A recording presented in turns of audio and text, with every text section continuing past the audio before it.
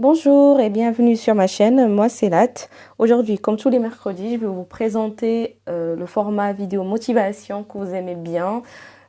Vous êtes nombreux à me demander à chaque fois ce format. A priori, ça vous plaît plus que le simple fait de partager avec vous mes différentes enveloppes budgétaires pour chaque mois. Donc je n'hésite pas à vous faire ça tous les mercredis et on continuera du coup tous les dimanches sur la présentation et l'état d'avancement de mes enveloppes budgétaires. Aujourd'hui, c'est un sujet que moi personnellement, j'aurais aimé m'informer davantage dessus lorsque j'ai commencé la budgétisation. Je n'ai pas eu le recul, ou en tout cas, je n'ai pas eu assez de réflexion pour pouvoir me préparer. Et alors, du coup, je vais vous parler de ce sujet pour peut-être, pour les personnes qui vont débuter à peine, éviter ces écueils que moi j'ai eu lors de mes débuts. De prime abord, la vidéo peut concerner les personnes qui débutent dans la gestion budgétaire, mais je la trouve également intéressante, ou en tout cas le sujet est également intéressant pour les personnes qui ont déjà commencé et qui sont encore dans une situation de brouillard, enfin elles ne savent pas trop comment s'y prendre, donc ça peut aussi être intéressant pour vous de suivre cette vidéo, alors n'hésitez pas à la suivre jusqu'au bout. Il se peut que vous y trouvez des éléments auxquels vous n'avez pas forcément pensé lorsque vous avez débuté la budgétisation. Comment maintenir un certain équilibre dans sa gestion budgétaire, comment ne pas tomber dans l'abus, comment ne pas être dans l'exagération en tout cas de la gestion budgétaire. C'est un sujet qui nous touche. Moi personnellement, j'ai vécu ça et je me suis dit que ça pourrait être intéressant d'en parler, histoire de maintenir cet équilibre dans la gestion budgétaire qui est quand même nécessaire pour notre bien-être. Alors quand on commence la gestion budgétaire, on a trop envie en fait de bien faire et parfois on peut vite se retrouver dans un certain déséquilibre.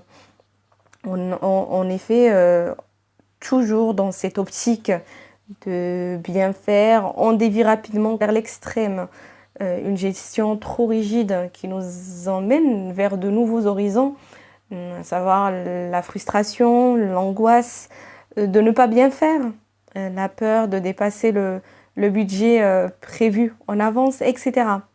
Je suis la première d'ailleurs à dire qu'il faut bien gérer notre budget minutieusement, mais je reviens toujours sur le fait qu'il faut garder un équilibre dans cette gestion.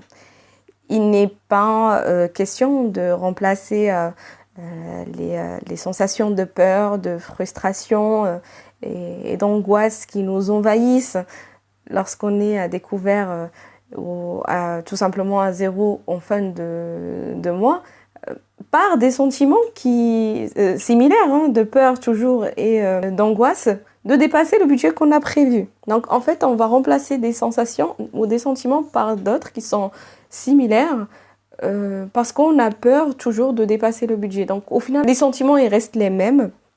Et moi, c'est de ça que j'aimerais aujourd'hui vous parler, pour éviter ou pour en tout cas chasser ces sensations dans tous les cas. Puisque aujourd'hui, quand on parle de gestion budgétaire, il est question de trouver un certain confort, un certain bien-être, parce que oui, ça aide à être dans un état de bien-être. À titre personnel, quand j'ai débuté la gestion financière, surtout par les enveloppes budgétaires, j'étais un peu dans cette optique trop rigide, c'est-à-dire qu'aucun alia ne doit en tout cas venir s'immiscer dans ma gestion. Il ne faut pas qu'il y ait d'aléas, il ne faut pas qu'il y ait d'imprévus. J'étais trop frustrée. Or, je me suis vite rendu compte que j'étais en train de nourrir en fait et faire grandir de la même façon des sentiments tout aussi négatifs que ceux que j'avais quand je recevais par exemple l'appel de mon conseiller bancaire pour mettre fin à des couverts. C'est un exemple ou toute autre situation. Pour moi aujourd'hui, la bonne gestion financière du budget n'est pas de mettre beaucoup d'argent de côté, mais au contraire, le fait de juste de respecter ce que j'ai prévu et par voie de conséquence ne pas le dépasser est déjà une excellente preuve de la bonne gestion de mes finances. C'est ça en fait tout l'intérêt de la gestion. Gérer, c'est prévoir et ne pas s'écarter de ce qu'on a prévu. Il n'y a pas question de gonfler en fait des enveloppes. Alors, une bonne gestion, hein, bien sûr, une bonne gestion budgétaire, elle a pour corollaire, bien évidemment, de faire des économies. Mais il n'est pas question de rechercher toujours à avoir de l'argent à droite et à gauche, ou en tout cas économiser en dépit de notre bien-être, juste pour avoir cette sensation et de se dire oui, ben moi je gère bien. Non, c'est pas ça l'objectif. L'objectif, c'est quand même de vivre bien, tout en ayant des économies de côté, tout en ayant chaque poste qui est respecté d'un mois à l'autre. Ce n'est pas de gonfler les économies. Il y a certaines règles à respecter pour maintenir cet équilibre et je vais essayer de vous les développer successivement dans cette vidéo. En tout cas, c'est les règles que moi personnellement je trouve primordiales hein, pour éviter comme je vous ai dit, de tomber dans des sensations tout aussi négatives que celles que l'on peut ressentir quand on est dans une gestion archaïque de son budget. D'abord, en tout cas, premièrement, pour moi, il y a une liste ou actes à bannir. Vous devez vous dresser une liste d'actes à bannir dès à présent. Dès que vous décidez de vous mettre en tout cas à la gestion budgétaire, par quelconque moyen, hein, par enveloppe budgétaire, qu'elle soit virtuelle ou matérielle, il faut bannir certains actes. Avant de se lancer dans cette gestion budgétaire, il est important en fait de faire le bilan. Et d'ailleurs, c'est ce que je n'ai pas bien fait. Je l'ai fait, mais pas de la bonne manière. Avant de se lancer donc dans cette aventure, il est important de faire le bilan, de dresser un rapport, en quelque sorte, sur votre passé financier. C'est-à-dire faire un bilan de ce que vous avez bien ou mal fait dans votre façon de gérer l'argent par le passé. Ça, c'est une étape très importante.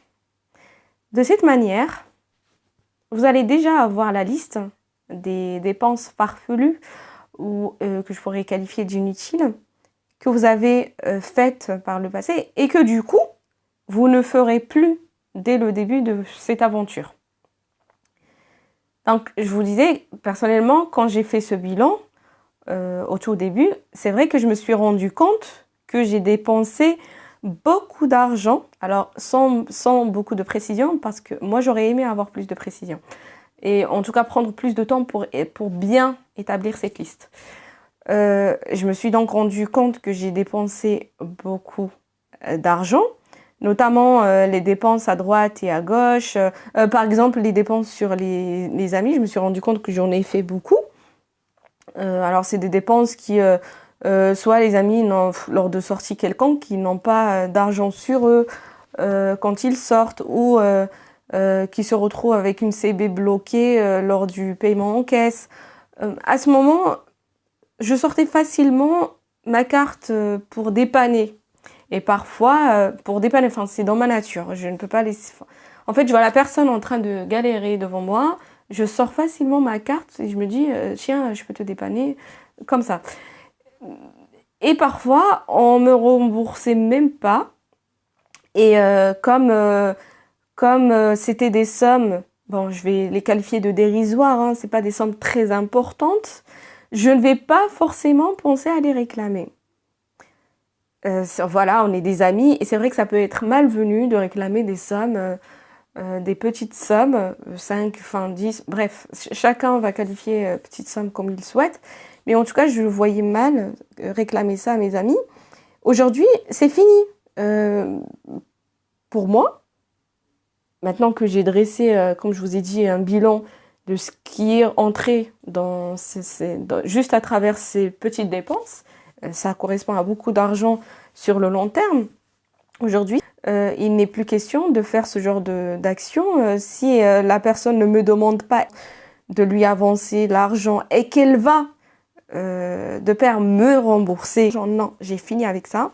Je me dis c'est mon argent, je travaille dur pour le gagner et je n'ai pas de honte à avoir pour en prendre soin en tout cas.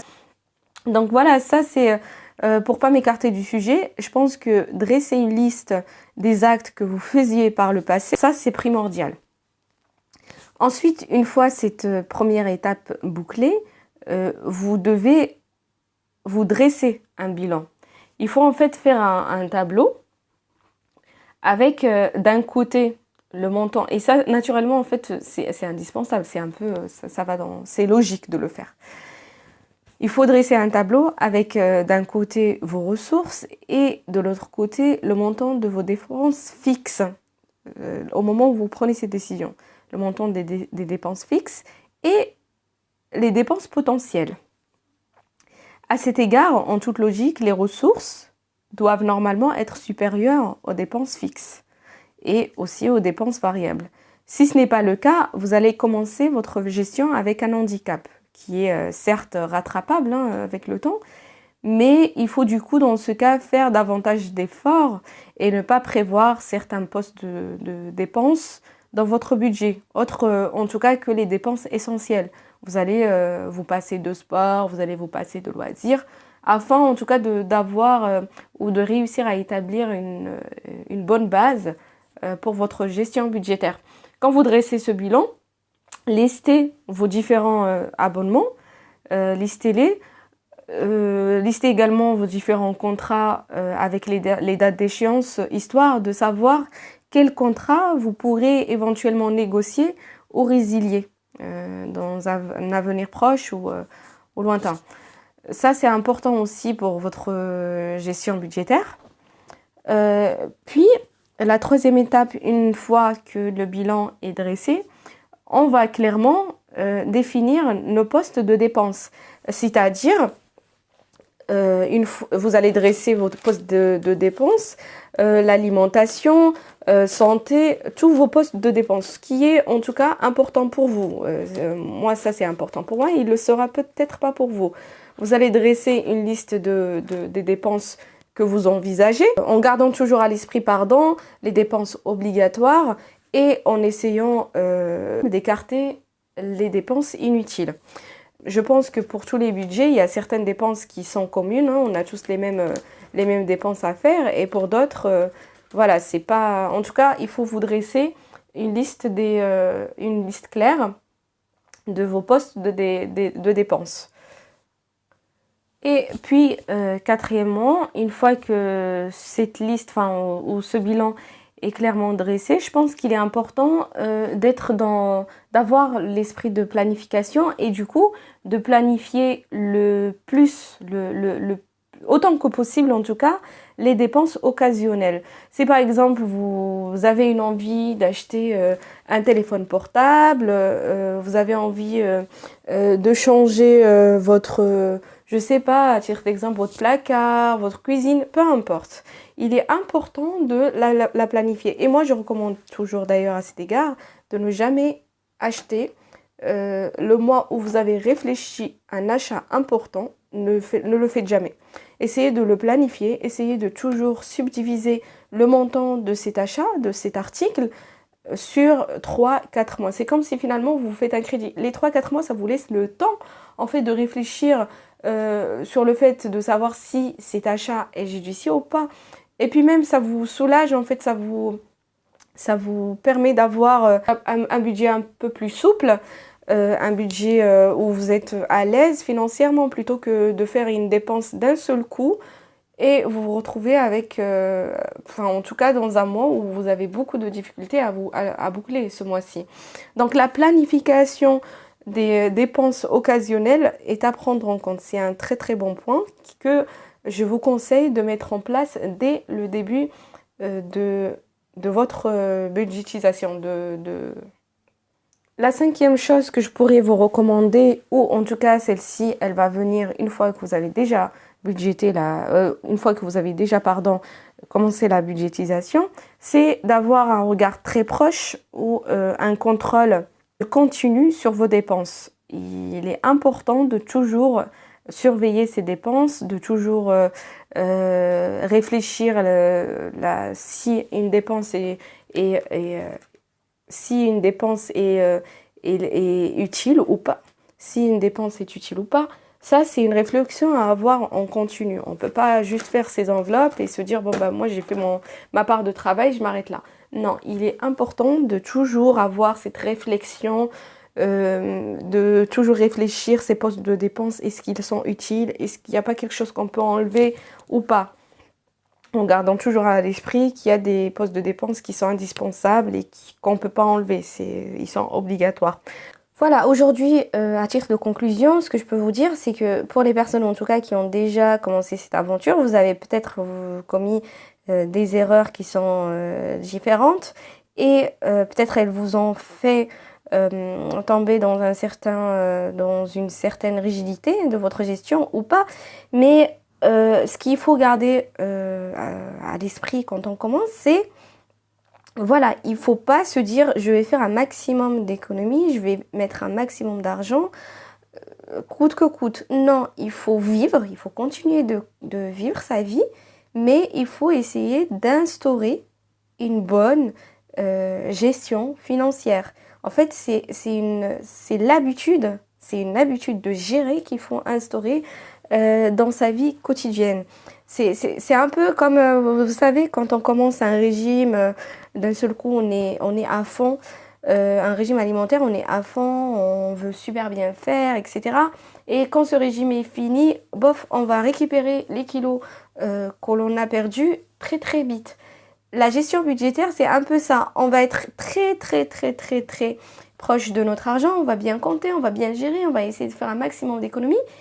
Et dès qu'on se présente à nous une certaine occasion de dépenser qu'on avait auparavant, on oublie tout ce qu'on a fait. Et on va recommencer, on va dépenser comme avant. Ça peut être lors d'une fête, ça peut être lors d'un voyage. On oublie tous les efforts qui ont été faits auparavant et on revient à une gestion plutôt anarchique. Voilà. En tout cas, voilà, c'est ce que je voulais vous partager aujourd'hui comme idée dans cette vidéo. Essayez de ne pas trop tomber dans la rigidité, essayez de garder un équilibre. Il est important de vivre de la manière la plus aisée, la manière la plus souple possible, tout en gardant à l'esprit qu'il ne faut pas tomber à découvert, qu'il ne faut pas recourir au crédit, qu'il faut se mettre un peu d'argent de côté. C'est ça l'équilibre. Prévoir pour chaque poste de dépense l'argent qui lui est nécessaire. Quand je parle d'équilibre dans la gestion de mes finances personnellement, il est question pour moi d'avoir de l'argent, par exemple, pour mon alimentation, pour mon loyer, mais il est aussi important pour moi toujours d'avoir de l'argent pour mes loisirs, pour tout ce qui est culture et mon sport, etc. Il n'est pas question de bannir totalement les loisirs sous prétexte qu'il faut que je mette de l'argent de côté. Sachant, attention, que j'ai quand même l'enveloppe économie, épargne. C'est très important. On ne peut pas se passer d'une enveloppe épargne, économie. Ça, c'est primordial pour la bonne gestion budgétaire. Mais il faut quand même pas mettre, par exemple, si on a 20 €, il ne faut pas mettre les 20 € totalement en épargne. C'est bien de mettre par exemple 10 € en épargne, voire même 7 €, histoire d'avoir cette habitude d'économiser, mais en même temps d'avoir 2 € pour s'acheter, je sais pas, un chocolat, il est question de son bien-être. Gestion budgétaire nous permet d'avoir un bien-être, d'avoir un équilibre dans notre vie. Il n'est pas question d'avoir de la frustration, de l'angoisse, vous voyez, ce sont des sensations qu'on peut développer au fur et à mesure qu'on avance dans notre gestion du budget. Voilà, ce sont quelques idées que je voulais partager avec vous. Je vais m'arrêter là parce que je ne veux pas être très longue. J'espère que la vidéo d'aujourd'hui vous a plu. J'espère que les idées, en tout cas que j'ai partagées avec vous, vous ont apporté quelque chose. N'hésitez pas à me faire vos retours si vous avez d'autres idées. N'hésitez pas à me faire et aussi à toutes les personnes qui vous liront des retours sur votre façon à vous d'aborder cette question de la gestion budgétaire et la question de l'équilibre à maintenir dans la gestion budgétaire. Faites-nous part de toutes vos expériences, faites-nous part de vos idées, elles sont très importantes. Je vous dis merci d'avoir regardé la vidéo jusqu'à présent. N'hésitez pas à mettre un like. Si vous n'êtes pas abonné, n'hésitez pas à le faire. Ça me ferait très très plaisir. Et n'hésitez pas, du coup, comme je l'ai dit, à mettre vos commentaires. Prenez bien soin de vous, de votre santé, votre famille. Et comme d'habitude, prenez bien soin de votre argent.